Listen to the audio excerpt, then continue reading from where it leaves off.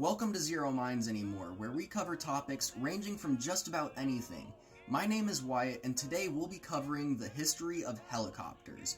And this history starts all the way back in 400 CE in China, when there was a kite that was kind of ran similar to a helicopter. It ran off of a rotor system to keep it propelled in the air and make it go vertically.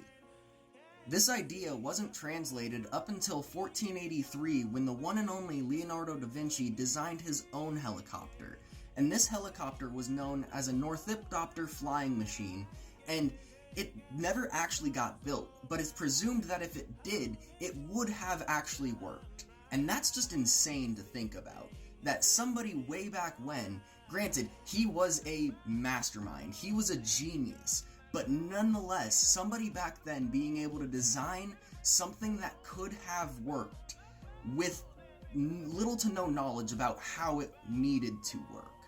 Let's fast forward just a little bit more to 1754, when a man named Mikhail Lomonosov designed a little toy helicopter based off of a Chinese toy that used a wind-up spring to actually stay hovering up in the air. And then 30 years after that, two Frenchmen named Lannoy and Bienvenu designed a little toy helicopter out of feathers. Now let's fast forward a few more good years to 1843, when a man named Sir George Cayley designed and invented what was known as the aerial carriage. And the aerial carriage was a man-powered four-rotor machine where these four rotors were on each corner of a platform. And it was built, but it was never actually went into the sky. It never took flight. It never flew. And 18 years later, in 1861, a man named Gustave de Ponton de Amécourt designed a steam-powered helicopter model, and it never actually took flight or anything from what I could figure out, but he did also coin the term helicopter.